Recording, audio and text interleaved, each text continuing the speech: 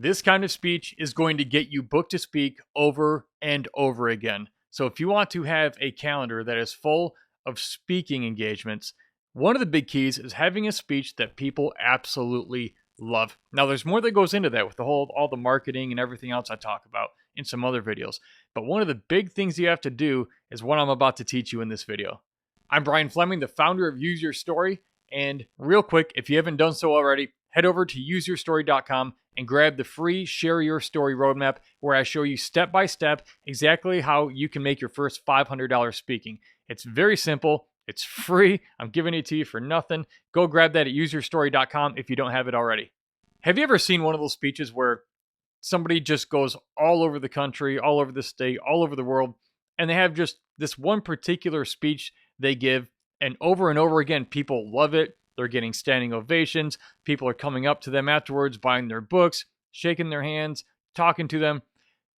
These people are making a real difference in the lives of other people. These speakers are doing amazing things. And there are some things that you can do in your speeches, things you need to make sure you include, that make your speeches extremely effective.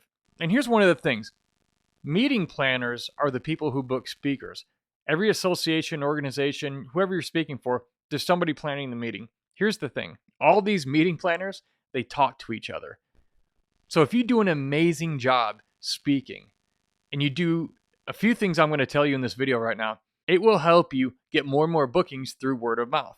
Which, by the way, word of mouth is actually a way more effective form of advertising than actually trying to market and advertise yourself, because when good people who trust the people telling them that you're amazing they want to book you, it's an easier decision because they know something about you and they trust the person they're talking to. So what goes into a speech that can get you booked to speak over and over and over again? Number one, it's a speech that solves a very clear, specific problem that the audience knows they have and they hate it.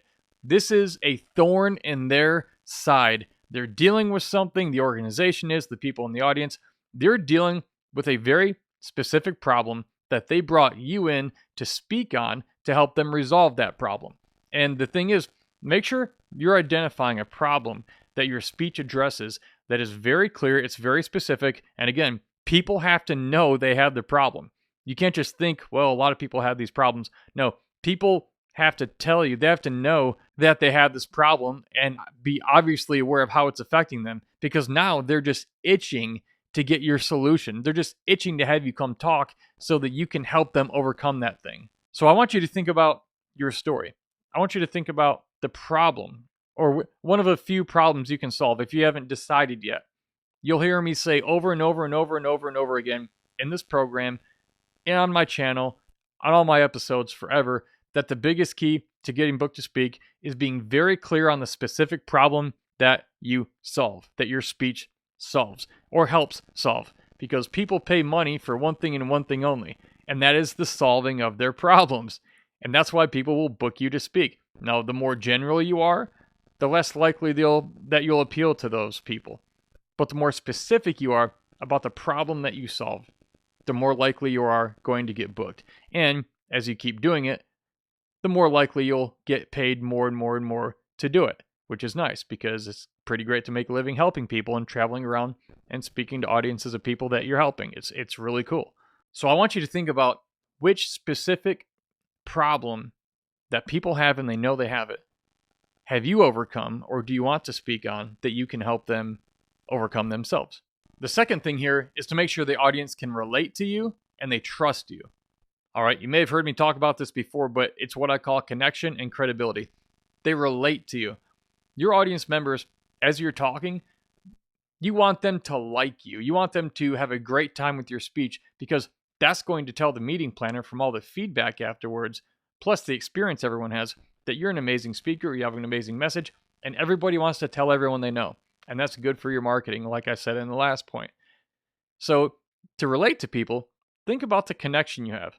Why are you just like them? People are sitting in the audience trying to figure out, even if they don't know it, why you're just like them, or why they're like you.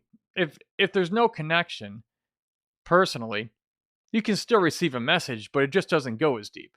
So think about who you want to talk to, the types of audiences you want to speak to. and list out some things. Write down a few things about why you relate to them or why they would relate to you. What do you have in common with them?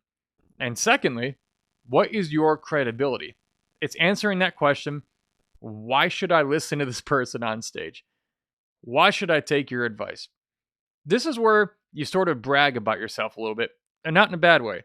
But this is a small piece of your speech, but it's extremely important. People have to understand that you know what the hell you're talking about, okay? Because if you just have these harebrained ideas that don't really work, people are going to look at that and they're just going to know, like, what is this guy talking about? What's this lady talking about? That wouldn't work. You're shooting your credibility in the foot, okay? You want to answer that question in people's minds when they're looking at you on stage and even subconsciously asking themselves, why should I take this person's advice? Why should I listen to them? Write down some things that you've actually done. Like, what have you overcome? And what results have you gotten? How many other people have you helped? Are there testimonials of other people you've helped? Do you have some sort of initials behind your name? A degree? Did you write a book, or did you produce a program? Do you have a podcast? Do you have a YouTube channel talking about this subject matter, whatever it is you're choosing to speak on?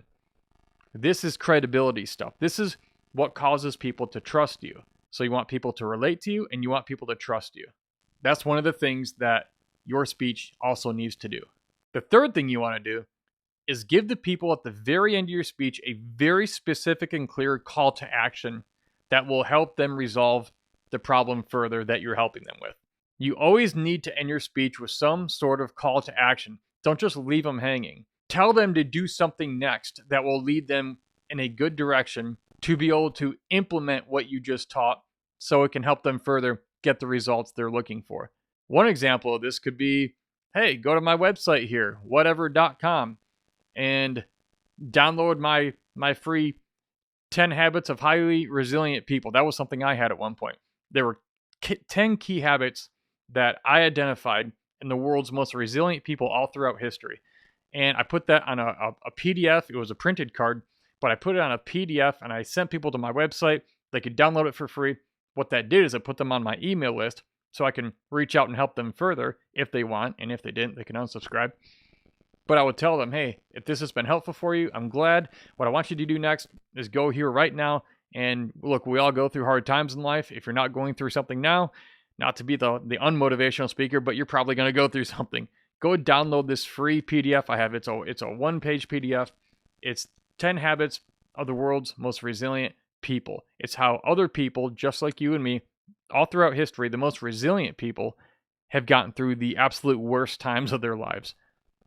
Or something like that. Think about how this applies to you. What do you teach? What can you tell them to do? Or you might tell them to go sign up at the back table, or to go buy something that you're selling, or to sign up for your coaching.